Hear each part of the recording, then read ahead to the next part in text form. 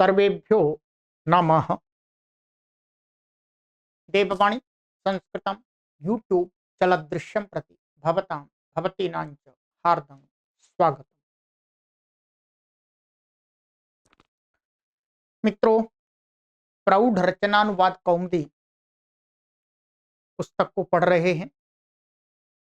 लेखक डॉक्टर कपिल देव द्विवेदी जी। 27वां हमारा अभ्यास चल रहा है और आज हमारी यह कक्षा संख्या 99वीं 99वीं कक्षा है। 98 कक्षाएं आपको हमने अभी तक पढ़ा दी, परंतु आप सभी इस चैनल से जुड़े हुए जितने भी संस्कृत प्रेमी पाठक हैं, मैं आप सभी से निवेदन करता हूं कि अब इस 27वें अभ्यास से आरंभ होकर के आगे निरंतर बहुत महत्वपूर्ण व्याकरण संबंधी विषय प्रस्तुत होने जा रहा है। इसमें जो 27वें अभ्यास से आगे जो व्याकरण का पाठ लगाया है वो MA, BA, net, JRF, TGT, PGT आदि जितनी भी कॉम्पिटेटिव एग्जाम हैं, प्रतियोगी परीक्षाएं हैं, उनके पाठ्यक्रम में जो व्याकरण का पाठ लगाया जाता है उसको समझने के लिए एक सजीवन बूटी का कार्य करेगा, एक संजीवनी बूटी का कार्य करेगा, मानिएगा। तो आप सभी पाठक इसके नियमों के जो मैं पढ़ाता हूं कक्षा वो अवश्य पढ़ लें। आज से हमारी इसमें आरंभ हो रही है स्त्री प्रत्यय ला करके स्त्रीलिंग के शब्दों को बनाना, यानी स्त्री प्रत्यांत शब्द, जो बहुत महत्वपूर्ण पाठ हैं आप सभी के लिए। ठीक है, चलिएगा, तो अपने मित्रों को भी सूचित कर दीजिएगा। ठीक है, और प्लेलिस्ट हमने बनाई दी है, आप कभी भी पढ़ सकते हैं अपनी सुविधा के अनुसार। चलिए,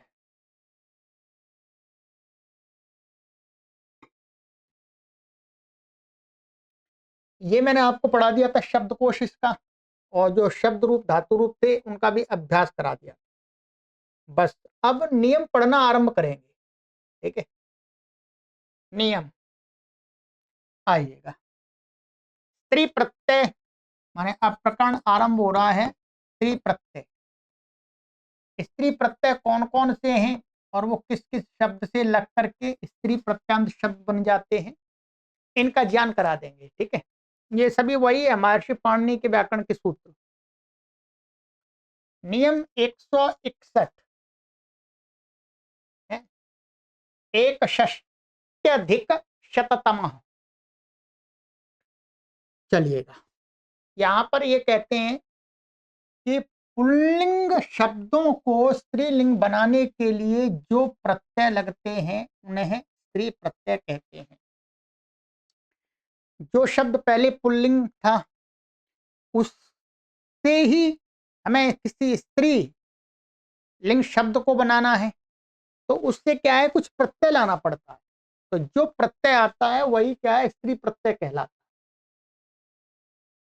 ठीक है, पहले पुल्लिंग में प्रयोग हो रहे हैं वो शब्द और फिर उनसे स्त्रीलिंग प्रत्यय आ रहा है। ठीक है, तो वो कौन से, ये साधारणतया 3 प्रत्यय होते हैं। ठीक है, यहां पर उन्होंने 3 दिखाए हैं, परंतु जैसे एक दिखाया है टाप। टाप का क्या होता है, आ बचता है, ट और प हट जाता है, आई बचता है केवल। ठीक है, दूसरा है प्रत्यय ङीप, ङ है ये। ठीक है, क ख ग घ ङ, ङीप, गीप का क्या है, ङ हट जाता है, प हट जाता है, ई बचता है। तीसरा प्रत्यय है गीश। ठीक है, गीश, गीश प्रत्यय भी क्या होता है, इसका ङ हट जाता है, श हट जाता है, ई बचता है, इन दोनों का ई बचता है। इसके अलावा यहां पर टाप, एक डाप और होता है, डाप प्रत्यय भी होता है और एक चाप प्रत्यय होता है, ये भी स्त्रीलिंग के प्रत्यय है। क्या है? टाप डाप चाप, इसका भी क्या बचता है? इन दोनों का भी आ बचता है। ठीक है, ध्यान रखेंगे। हाँ, ऐसे ये प्रत्यय गीप गीश, इसका एक और बचा हुआ अष्टाध्यायी में ङीन, ङीन का भी क्या बचता है? ई बचता है। ये स्त्रीलिंग के मुख्य प्रत्यय। स्त्रीलिंग पुल्लिंग शब्दों से स्त्रीलिंग शब्द बनाने के लिए इन प्रत्ययों का प्रयोग होता है।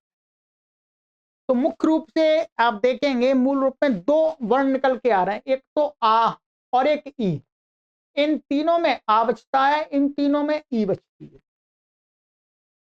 इसलिए ये कह सकते हैं कि पुल्लिंग से स्त्रीलिंग शब्द बनाए जाते हैं।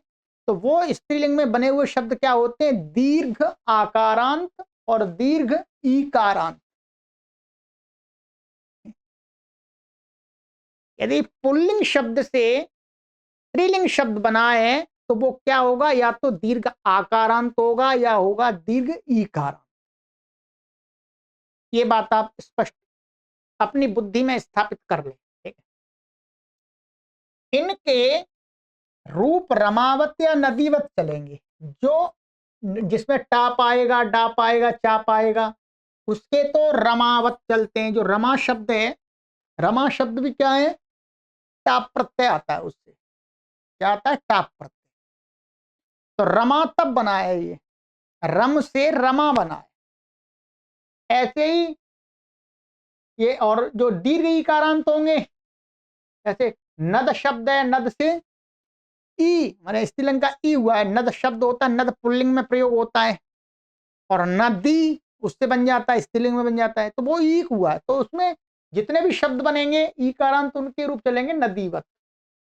ठीक है, दीर्घ आकारांतों के रमा के समान और दीर्घ ईकारांत स्त्रीलिंग शब्दों के रूप नदी के समान। ठीक है, अब ये थोड़े थोड़े आपको सूत्र बताएंगे, आइएगा, और उदाहरण भी देंगे। एक टाप प्रत्यय करने का बताते हैं। ये टाप प्रत्यय, टाप प्रत्यय सूत्र है अष्टाध्यायी में। कौन सा सूत्र है? ये सूत्र है अजाद्य तष्टाप। ध्यान रखेंगे।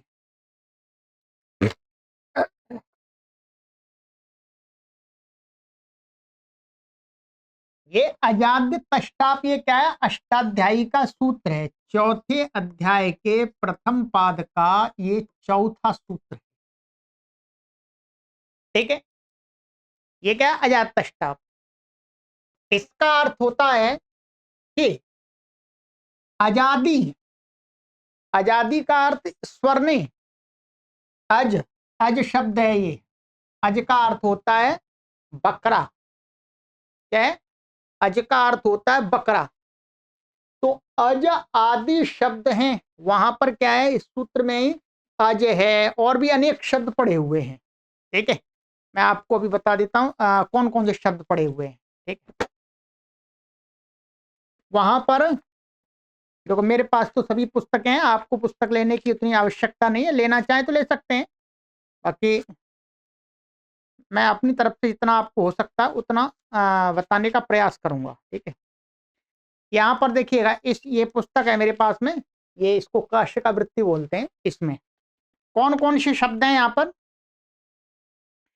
एक शब्द है अज, जो लिखा हुआ है। आदि लिख दिया, आदि का अर्थ है इसी प्रकार और भी हैं। कौन कौन से हैं? एक शब्द है एडक, दूसरा है चटक, फिर है अश्व, मुंह और मूषक। ठीक है, और ये हो गया बाल, होड, पाक, वत्स, मंद। ठीक है, और ये हो गए इस प्रकार से सफल, भ्रंशफल, क्षणफल, ये अनेक शब्द हैं इस प्रकार से। ठीक है, ऐसे शूद्र, शूद्र भी दिया है यहाँ पर, ज्येष्ठ, कनिष्ठ, मध्यम। ठीक है, कोकिल। ठीक है, ये शब्द हैं। ठीक है, तो इन शब्दों से और अकारांत माने ह्रस्व अकारांत शब्द, ये कहते हैं यदि पुल्लिंगवाची कोई ह्रस्व अकारांत शब्द है, उसको यदि स्त्रीलिंग में ले जाना है तो ह्रस्व अकारांत शब्द चाहिए। जैसे ये है रम, रम शब्द से ह्रस्व अकारांत है, तो इसमें स्त्रीलिंग में बनाना है तो टाप जुड़ जाएगा, ये क्या आ जाएगा, टाप, ध्यान रखेंगे।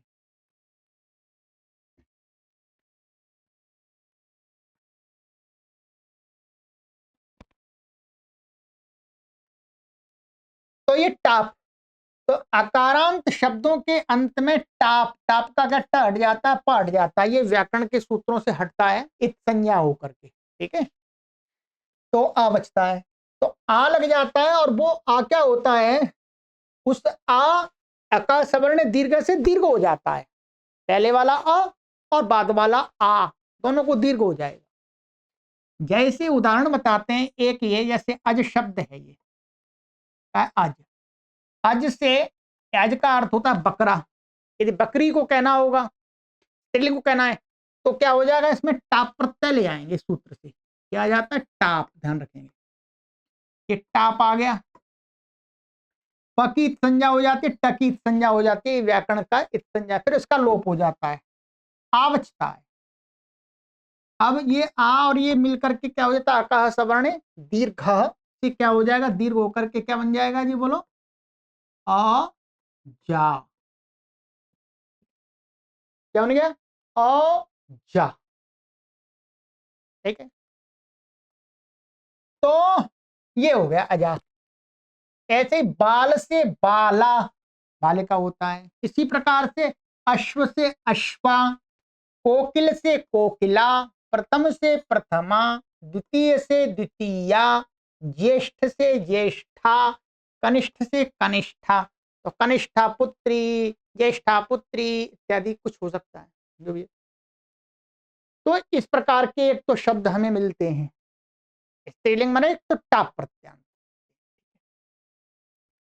इसमें और कुछ विशेष बता रहे हैं कि जो टाप करते हैं, इसमें दूसरा हमें क्या समझना है, एक सूत्र है ये, प्रत्ययस्थात कात पूर्वस्यात् इदाप्य सुपः, क्या है, प्रत्ययस्थात कात पूर्वस्यात् इदाप्य सुपः, इस सूत्र का अर्थ भाव समझना है आप।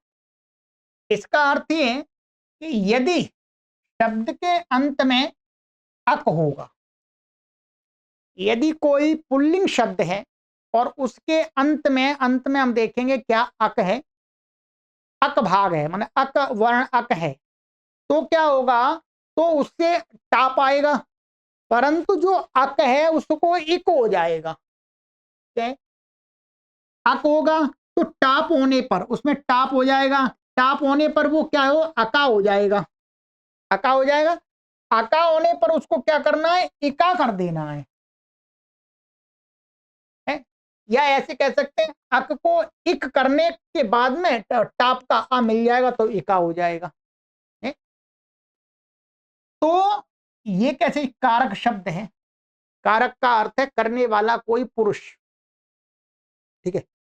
कारक, कारक वो, ये कारक वो नहीं है जो अभी जो कर्ता कर्तृकारक कर्म कारक वो नहीं है, ठीक है। कारक माने कोई करने वाला, कार्य करने वाला व्यक्ति। तो कारक यदि स्त्री को कार्य करने वाली कहेंगे, तो अब देखिए ये कारक शब्द है, अकारांत है, टाप इससे प्राप्त होगा, क्या होगा, टाप, ये टाप प्राप्त होगा, परंतु ये क्या है, अक है यहां पर, तो अक में क्या करेंगे, इसको इक बना देंगे, अर्थात इस अ को ई कर देंगे, तो कारिक, और ये टाका, ये टाप का है, टाने टाप का आ मिल जाएगा इसमें, तो कारिका बन जाएगा, कारिका माने करने वाली, ये ध्यान रखना है एक तो। या इसी प्रकार से गायका है, गायिका, गायक से गायिका, अध्यापक से अध्यापिका बनता है, अध्यापका नहीं बनता, ये नियम काम करता है यहां पर। कोई कहे अध्यापक से अध्यापका क्यों नहीं बनता, नहीं बनता, क्यों, क्योंकि अध्यापक के अंत में अक भाग है, स्त्री को कहेंगे तो अध्यापिका, इका हो जाएगा उसको, इसमें भी टाप प्रत्यय ध्यान रखेंगे, ठीक है। मूषक से मूषिका, मूषक होता है चूहा, चूहिया माने मूषिका। ऐसे बालिका, बालक, बालक है, बाल से तो बाला बनता है, उसमें तो हक नहीं है। और बाल बच्चे के लिए जब बालक प्रयोग करेंगे तो उसमें छोटी कोई लड़की है उसके लिए क्या कहें, बालिका। एक हो गया, इस बात को आपको हमेशा ध्यान रखना है, ठीक है। ऐसे ही जैसे पाचक होता है, पाचक, पाचक का स्त्रीलिंग में क्या बनेगा, पाचिका। क्यों, क्योंकि यहां पर ये अक अंत में है इसलिए, ठीक है, पाचिका। इसी प्रकार से कैसे आ, हारिका, ऐसे हारक से हारिका माने हरण करने वाली, ले जाने वाली, ठीक है। ऐसे ही भोजका, भोजक से भोजिका, ठीक है। नायक, नायक से क्या बनेगा, नायिका बनता है, नायिका, ये सब वही है, ठीक है। नायिका, नायक से नायका नहीं होता, नायिका, क्योंकि अक है तो ई हो जाएगा इसको। तो ये आपको समान रूप से इसको आप घटा सकते हैं, कोई परेशानी वाली बात नहीं है। इसी प्रकार से और भी शब्द हमें जो दिखते हैं, उसमें जो मैंने आपको बताया डाप, डाप के भी इसी प्रकार के शब्द होंगे, ठीक है। डाप कहां कहां होता है उसके लिए अष्टाध्यायी में सूत्र हैं, ठीक है। उस सूत्रों को अभी समझने की आवश्यकता नहीं है। जैसे एक सूत्र है डाबु भाभ्यामन्य तरस्याम, क्या है, डाबु भाभ्यामन्य तरस्याम, एक करता है डाप, ठीक है, और एक चाप करता है चाप, ठीक है। एक सूत्र है यंगश चाप, क्या है, जैसे डाबु भाभ्यामन्य तरस्याम, मैं आपको अपनी तरफ से इसका उदाहरण दिखा देता हूं, ठीक है, क्योंकि मेरे पास तो पुस्तक है तो मैं आपको दिखा सकता हूं। जैसे डाब का,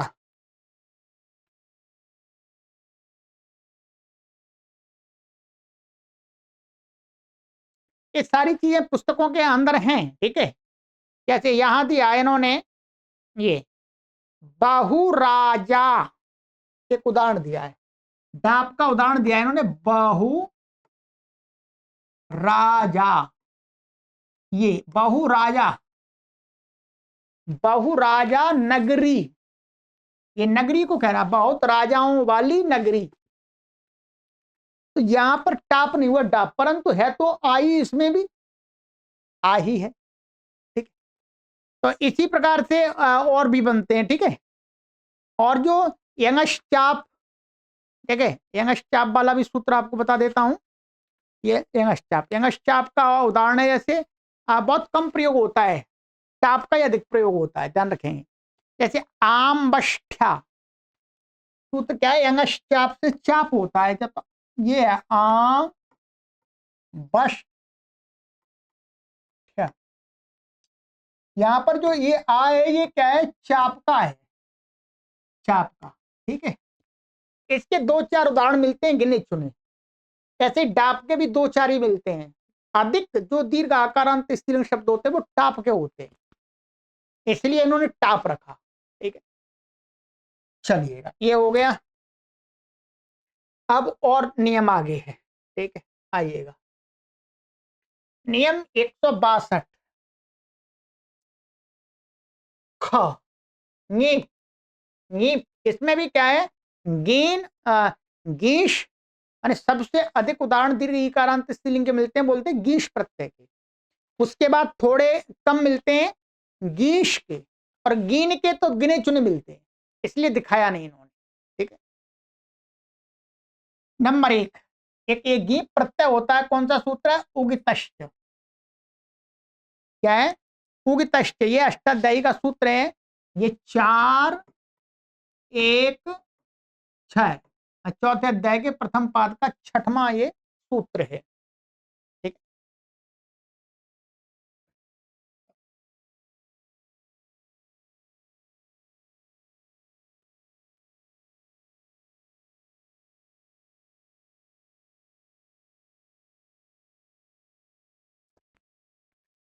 तो ये कहते हैं उगतश्च का अर्थ है, इसमें वास्तव में क्या है, ऐसी है ऊक, ये वास्तव में उक और ये है ऐसा, एक मिनट, उक प्लस इत, ठीक है, ये बनता है उगित, ये संधि होकर के इसको उगित बन जाता है, ठीक है, ये उगित। फिर ये पंचमी का रूप है उगता। ये उक क्या है? प्रत्याहार है। प्रत्याहार तो मैंने आपको पढ़ाई दिए। उक क्या है? प्रत्याहार। उक प्रत्याहार क्या है? उक प्रत्याहार में कौन कौन से वर्ण आएंगे? उक प्रत्याहार में वर्ण आएंगे, एक तो आ ई हट जाएगा, उ री ली, ये 3 वर्ण आएंगे। क्या है? उ री ली, माने उवर्ण, रिवर्ण और लृवर्ण उक प्रत्याहार के अंदर, ठीक है। क्या है? उ और री, तो लृ तो मिलता नहीं वास्तव में, लृ का तो प्रयोग ही कम है। ये उ और री मिलता है, तो उ से दीर्घ उ भी हो सकता है, ह्रस्व उ भी हो सकता है। री से दीर्घ री भी हो सकता है और ह्रस्व री भी हो सकता है। तो कहते हैं इत, इत ये व्याकरण की संज्ञा है। व्याकरण में इत संज्ञा जिसकी करते हैं ना, उसका लोप हो जाता है, वो हट जाता है। तो कहते हैं जिस शब्द में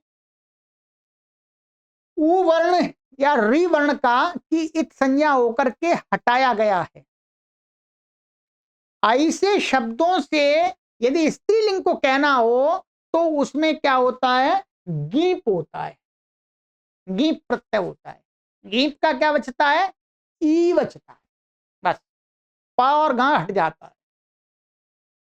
जिन प्रत्ययों में से उ या री का लोप होता है उनमें अंत में गीप माने ई लगेगा, सरल है। जैसे आप देखिएगा, ये प्रत्यय यहां पर कुछ दिखाते हैं। प्रत्यय माने जो शब्द मैंने कहा था ना, वो प्रत्यांत शब्द होते हैं। जैसे मतुप प्रत्यांत शब्द, मतुप प्रत्यांत शब्द में क्या है? मतुप में प हट जाता है और उ हट जाता है, तो ये इसमें से उ हट रहा है, तो इसका मतलब ये क्या हो गया? उगित हो गया। मतुप प्रत्यांत जितने भी शब्द होंगे वो उगित हो गए।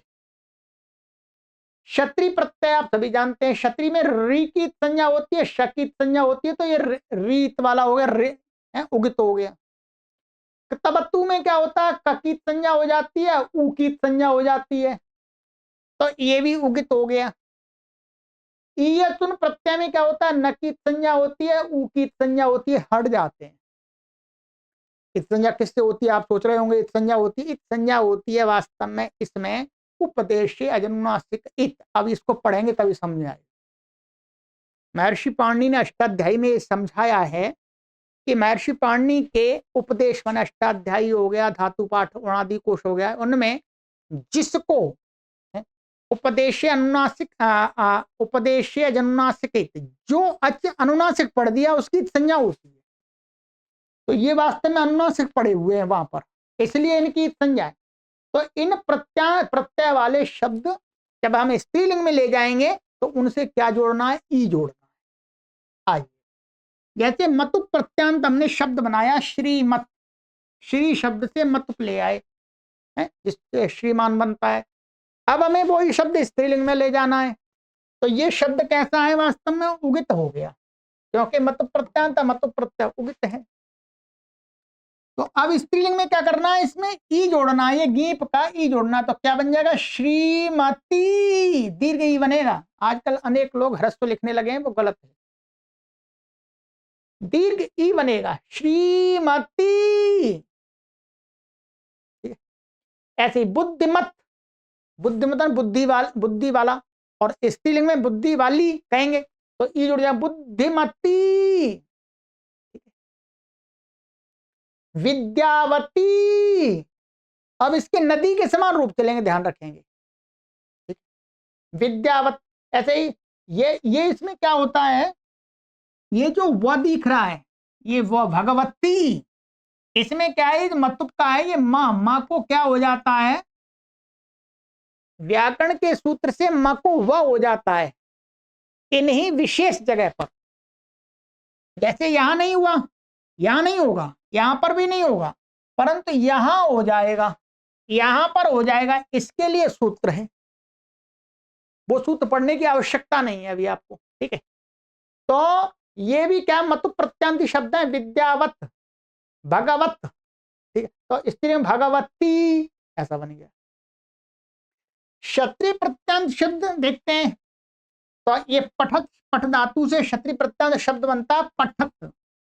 अब पठत कोई पढ़ रही है, पढ़ने वाली स्त्री, पढ़ने की क्रिया कर रही वाली स्त्री, उसको कहेंगे।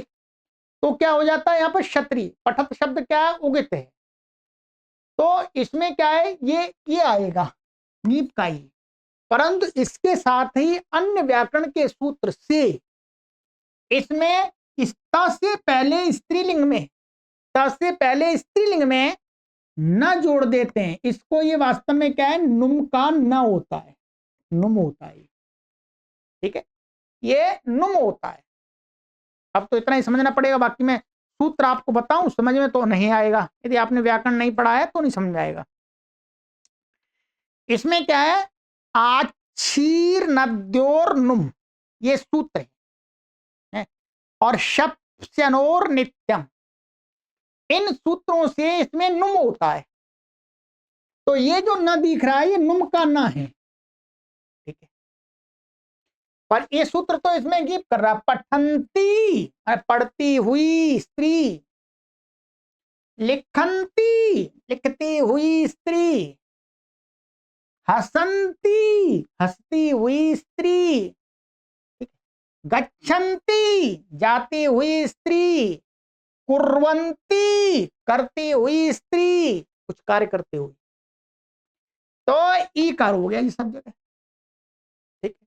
तो एक तो ये स्त्रीलिंग शब्द क्षत्रिय प्रत्यांत में हमें इस प्रकार से बनाने होते हैं। अब कतवतु, ये कतवतु प्रत्यांत शब्द, जैसे गतवत हम बनाते हैं, जैसे गतवान बनाते हैं पुल्लिंग में, स्त्रीलिंग में क्या बनता है, गतवती, उसमें ये गीत का ही जुड़ गया, ठीक है। गई माने गई हुई स्त्री, ठीक है। गतवती, पठितवती माने पढ़ चुकी है जो स्त्री, ठीक है। ये हो गया। इस प्रकार से अनेक बनते हैं, गतवती, पठितवती है, कृतवती, भोक्तवती, दृष्टवती, आनीतवती, नीतवती है? तो अनेक बन जाएंगे। कतवतु, कतवतु प्रत्यांत तो हर धातु से हो जाता है। तो ये इसमें गीप हुआ है। ईयस प्रत्यय, ईयस प्रत्यय ये ईयसुन प्रत्यांत है, ठीक है। ईयसुन प्रत्यय क्या होता है, दो में से एक को, एक की गुणवत्ता को बताने के लिए होता है। माने ये भी अच्छा, ये भी अच्छा, परंतु इन दोनों में ये अच्छा, ऐसा बताने के लिए, ठीक। अथवा ये भी बुरा, ये भी बुरा, ये अधिक बुरा, क्या है, माने अधिक बुराई दिखाने के लिए, चाहे अधिक अच्छाई दिखाने के लिए, अधिकता को दिखाने के लिए जब लाया जाता है, दो में से एक की अधिकता बताने के लिए। तो जैसे श्रेयसी, तो श्रेयस ये सुन प्रत्यांत है, तो श्रेयस ऐसा बनता है। तो स्त्री को कह रहे हैं श्रेयसी, माने श्रेष्ठ स्त्री। गरीयसी, ठीक है। भूयसी, ज्यायसी, बड़ी, माने ये भी बड़ी, ये भी बड़ी, परंतु ये बड़ी ज्यादा है। अच्छा, ये हो गया आपका, ठीक है। तो आज की कक्षा में तो पूरा नहीं कराएंगे क्योंकि अधिक है इसका मैटर, ठीक है। अच्छा चलिएगा, और ये हो गया। तो एक तो इस प्रकार से होता है। दूसरा, दूसरा सूत्र है गीप प्रत्यय करने वाला, ऋण्येभ्यो गीप, ये सूत्र है ऋण्येभ्यो गीप। ये वास्तव में हमारा है, ये उससे उगतश्य से ऊपर वाला सूत्र है, ठीक है। क्या है ये, तीसरा है, ये चौथे अध्याय के प्रथम पाद का तीसरा सूत्र है। वास्तव में गीप यहीं से चलता है।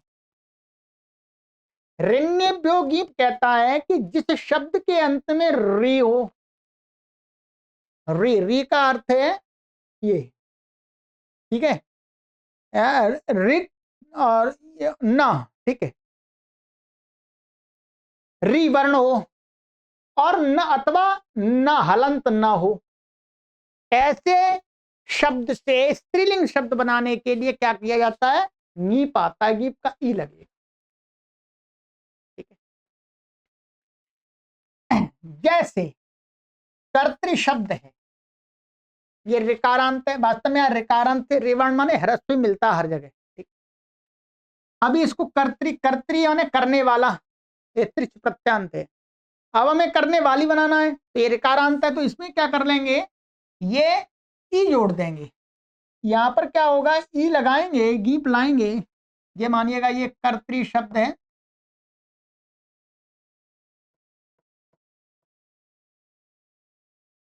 प्लस ये क्या आ जाएगा स्त्रीलिंग में गीप, प और न की संज्ञा होकर के क्या बनेगा, ई, ठीक है। अभी अब यहां पर संधि कार्य हो जाता है, री और ई, तो इको एनची से इसे री को क्या हो जाएगा, रा हो जाएगा, री को क्या हो जाएगा, रा हो जाएगा, तो क्या बन जाएगा, कर्त्री। और इसके भी रूप वैसे ही चलेंगे नदी के समान, ऐसे ही हर्त्री से हर्त्री, धरत्री से धरत्री, धारण करने वाली, कवयित्री, कवयित्री माने कविता करने वाली, कवयित्री तो कवयित्री, अध्येत्री तो अध्येत्री से अध्येत्री, पढ़ने वाली, विधात्री माने निर्माण करने वाली शक्ति, इसको विधात्री बोलते हैं, ईश्वरीय शक्ति, ठीक है। एक तो ये हो गया, ये ऋकारांत शब्दों से इसी प्रकार के लाखों शब्द हम बना सकते हैं, ध्यान रखेंगे। जितने भी ऋकारांत आपको शब्द मिले उनसे स्त्रीलिंग बनाना हो तो यही प्रक्रिया अपनानी है आपको, ठीक है। ऐसे ही ऊपर भी बताए, कतवतु प्रत्यांतों से बनाने, आपको क्षत्रिय प्रत्यांत से बनाने, मतु प्रत्यांत से बनाने, ईसुन से बनाने, सबके रूप आप आराम से बना लेंगे। यहाँ तो मात्र थोड़े से एग्जाम्पल दिए जा रहे हैं। अब नकारांत शब्द, जैसे दंडिन शब्द है, ये क्या है, दंडिन, दंडिन डंडा वाला या डंडा वाली कहना होगा हमको, तो इसमें क्या कर देंगे, ई जोड़ देंगे, बस कुछ नहीं करना, दंड दंडिनी, ऐसे मानिन से मानिनी, मान वाली, सम्मान वाली स्त्री, मनोहारिणी, मन को हरने वाली स्त्री, तपस्विनी माने तपस्वी में तप करने वाली स्त्री, राजन, राजन से राज्जी, यहां पर संधि कार्य हो जाते हैं कुछ, ठीक है।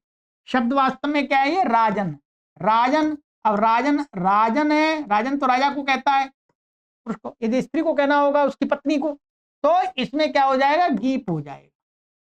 फिर इसमें संधि कार्य होते हैं कुछ और लोप आदि होते हैं, व्याकरण के ऐसे आ चला जाता है, और इसको न को यहाँ हो जाता है, और गीप का ही उड़ जाता है, राज्य बन जाता है, राज्य माने राजा, राजा की पत्नी, रानी कह सकते हैं हिंदी में, ठीक है। ये हो गया, चलिए इसके आगे एक सूत्र तीसरा बताते हैं, ये गीप वाला सूत्र, एक है जैसे टिड्ढाणई द्वय सज दग्नई मात्र च तयप ठक ठई कई क्वरप, ये सूत्र है पूरा, क्या है, टिड्ढाणई द्वय सज दग्नई मात्र च तयप ठक ठई कई क्वरप, इसमें ये सभी प्रत्यय पड़े हुए, ये सूत्र है आपका 4 1 15 15 नंबर का है, ठीक है, देख लीजिएगा। यहां पर ये पड़ा हुआ है, एक तो टित, टित का अर्थ है कोई टित प्रत्यय, क्या है, टित प्रत्यय या टित शब्द ऐसा कह सकते हैं, ठीक है। यहां पर टित, टित वास्तव में प्रत्यय नहीं, टित शब्द लिए, टित शब्द लिए माने ऐसे शब्द जिनके टकार की संज्ञा ये अष्टाध्यायी में बताए हैं। दूसरा है ढ प्रत्यय, ध्यान रखेंगे, क्या है, ढ, ढ प्रत्यय, परंतु ढ ढ नहीं रहता, ढ को व्याकरण में क्या हो जाता है, ए हो जाता है। ऐसे ही अण प्रत्यय, अण प्रत्यय में अवचता है, ऐसे ऐ प्रत्यय अब बचता है ठक, ठक प्रत्यय को इक हो जाता है, ठई प्रत्यय इक, ठीक है, ठई ठई हो गया। और इसके अलावा यहां दिखाया नहीं है, एक द्वय सच प्रत्यय है। क्या है? द्वय सच प्रत्यय। मैं लिख देता हूं आपको, यहां दिखा देता हूं। इसमें और कौन सा प्रत्यय? आदि शब्द से ये द्वय सच, ये द्वय सच प्रत्यय है, ठीक है। और एक दघनई प्रत्यय, ये प्रत्यय है सभी, दघनई, दघनई तो रे दघन, ये दघनच प्रत्यय है, ये दघनच प्रत्यय,